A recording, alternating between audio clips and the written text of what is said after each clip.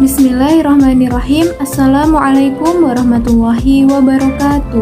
Perkenalkan, nama saya Ulfa Hidayati, NPM 2111010147 dari Program Studi Pendidikan Agama Islam Fakultas Tarbiyah dan Keguruan Universitas Islam Negeri Raden Intan Lampung.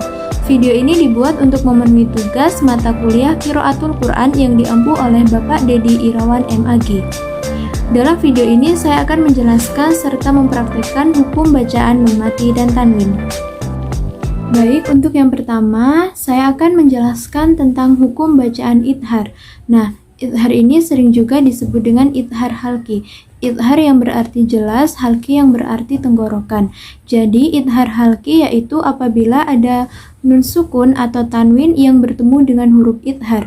Nah, huruf idhar ini ada 6, yaitu alif, ha, kha, ain, wain, dan ha. Jadi apabila ada nun sukun atau tanwin bertemu dengan huruf 6 tadi, maka wajib dibaca jelas. Contohnya dalam Quran surat Al-Kautsar ayat 2 yang berbunyi Fasholli li rabbika wanhar. Nah, di sini terdapat kata wanhar. Nah, wanhar di sini terdapat hukum bacaan idhar, yaitu nun sukun bertemu dengan huruf ha. Kemudian yang kedua yaitu contohnya dalam Quran surat An-Naba ayat 16 yang berbunyi wajannatin alfafa. Nah, di situ terdapat kata wajannatin alfafa.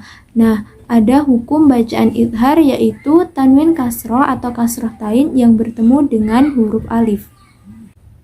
Hukum bacaan yang kedua yaitu hukum bacaan idgham. Nah, idgham di sini dibagi menjadi dua, yaitu idgham bi gunnah dan idgham bila gunnah. Untuk yang pertama yaitu idgham bi gunnah. Idgham secara bahasa yaitu melebur atau memasukkan. Sedangkan menurut istilah yaitu memasukkan huruf pertama ke dalam huruf berikutnya. Apabila ada nun mati atau tanwin yang bertemu dengan huruf-huruf idgham bi gunnah, maka hukumnya atau wajib dibaca dengan hukum bacaan idgham bi gunnah atau dengan dengung.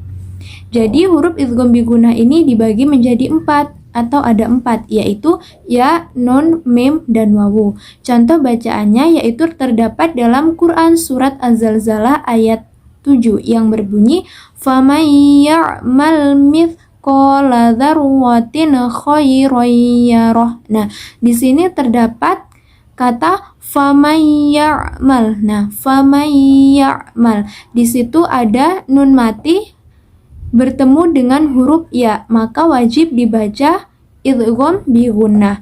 Yaitu cara membacanya yaitu dengan dengung. Faman ya'mal, memasukkan huruf pertama ke dalam huruf berikutnya, bukan faman ya, tapi faman ya'mal, seperti itu.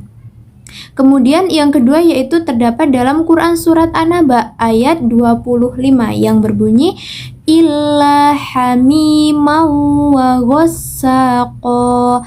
Hamimau wa ghassaqo. Di situ terdapat tanwin fathah atau fathah tain yang bertemu dengan huruf wawu. Jadi membacanya hamimau. Nah, memasukkan huruf pertama ke dalam huruf berikutnya, bukan hamiman, bukannya. Jadi hamimau wa ghassaqo.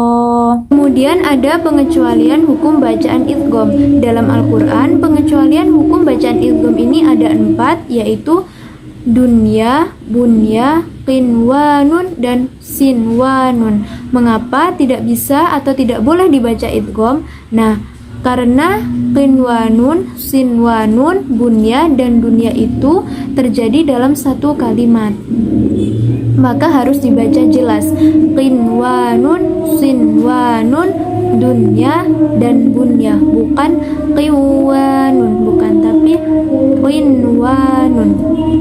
Yang kedua yaitu idgham bila gunnah. Nah, idgham bila gunnah ini secara bahasa idgham berarti memasukkan, sedangkan bila gunnah dengan tidak dengung. Jadi idgham bila gunnah yaitu memasukkan huruf pertama ke dalam huruf berikutnya dengan tidak dengung atau tidak disertai dengan suara yang dengung.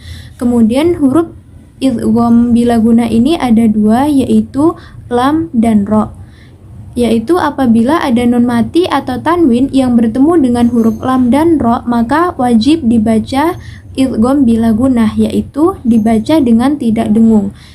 Contoh hukum bacaan idgham bila gunnah ini yaitu terdapat pada Quran surat Al-Ikhlas ayat 4 yang berbunyi walam yakul lahu kufuwan ahad. Di sini terdapat kata walam yakul lahu. Nah, itu terdapat hukum bacaan idgham bila gunnah yaitu nun mati bertemu dengan huruf lam. Yang kedua, Quran surat Al-Alaq ayat 7 yang berbunyi arwa'ahustagna.